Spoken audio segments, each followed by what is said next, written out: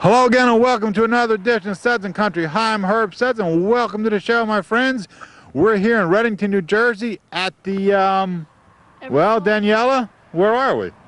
We're at the Eversole-Hall House, which is the first museum in the Readington Museum family. How many museums are in this family? We have 4 sites altogether. The Eversole-Hall House was the first one. We have a one-room schoolhouse. We have the Bowman Stickney Farmstead and the ruins of Taylor's Mill. What's the ruins of Taylor's Mill? I don't remember that. That is where they've got records showing that flour was ground for Washington's troops. Okay, that sounds pretty interesting. What are we going to see around this place as we walk around? Well, this home was built sometime around the pre-revolutionary time period. We don't have the exact date. And it was occupied until 1988 without indoor conveniences. Get out. We still have you had to go out. Yeah, you did.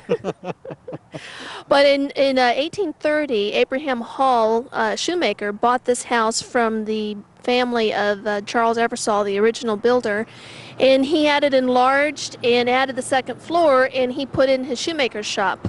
That's pretty cool. And he ran a business out of here? He sure did. A home office. Working at home, they're doing that today. Mm-hmm. And he was just a little ahead, 172 years ahead of him, Tom. Right. Well, Daniela, we're standing in front of a hand pump water pump, in case people don't know what it is. Pretty interesting. Before I go any further, I want to make mention that Daniela is the museum administrator for Readington Museums. That's correct. Explain the significance of this water pump and what the purpose. Well, if you wanted water, this is where you got it. If you're thirsty, this was it? If you're thirsty, if you had laundry to do, if you wanted to water the garden. Water the horses? Water the horses. But this pump is actually used by children who participate in our summer camp programs and also the program we do for local 5th graders. In the summertime, we run a camp where kids dress in costume and they do chores and games from the 1830s to include doing wash. That's pretty cool. It is. Can you demonstrate this pump? Sure. Sound effects. That's pretty cool. That's how you did your laundry. No Maytag washer, spin dryer, or spin whatever. That's what these were for. There you go. Or down by the river. Right. Okay. We're inside the Eversole-Hall House in Readington, New Jersey, part of the Readington Museums. Daniela, tell us exactly what room we're in. Well, as I mentioned, the second owner of the home was a shoemaker, and he expanded onto the original home to accommodate his shoemaker shop. So we have this room set up as it may have been set up by a cobbler. We have the cobbler's bench at which he would have worked, and behind it we have the candle stand, which provided him light. All the different shoe lasts that were used to make the shoes were in here. And we even have an interesting boot last. To adjust for the width of someone's thigh, you would have taken part of the inside. You actually made the physical boot here. Yes.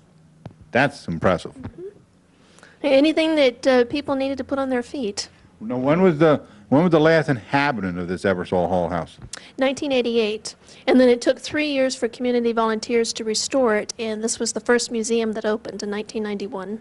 Pretty cool, pretty cool. All right. Well, Daniela, we came to the educational part of Suds and Country here in Readington, New Jersey. Yes, you're at the Coldbrook School, which is one of the first schoolhouses in Readington Township.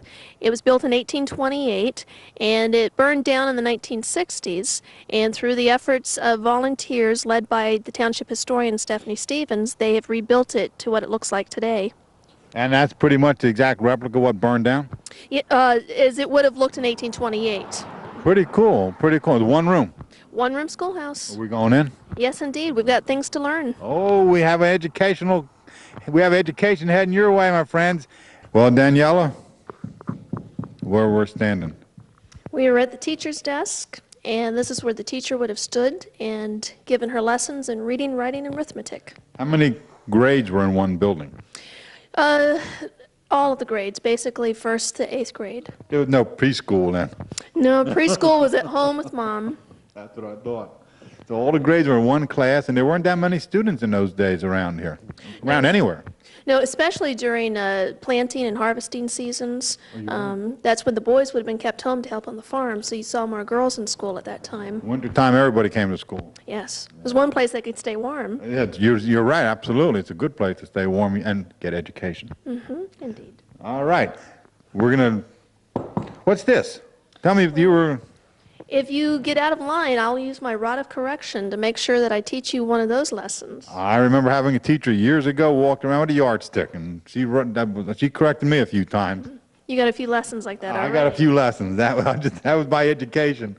Well, Daniela, you going to give us a lesson in something here?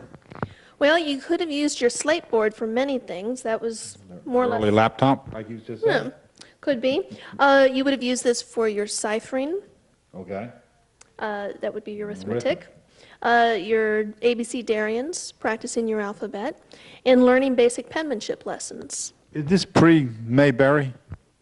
Way pre-Mayberry. Okay. I remember Opie Taylor doing this. He used a slate? No, they had a... Okay, I'm sorry. Oh, no, go ahead. Okay. No, all fourth graders in Readington Township spend a morning here, and they learn lessons as they would have 1828 style. And we use the slate boards, and we teach them penmanship lessons with a quill pen and ink, and they also learn how to recite verses. Do they really actually write with a quill pen here? Yes, they do. Wow. That's a feather. Preferably from a goose or a turkey. Those make the best quills. Hold the most ink? Probably. Interesting. Well, we're going to wrap the show up. We had the educational part of Southern Country here with, look what, see, there's a lady that learns how to do penmanship here.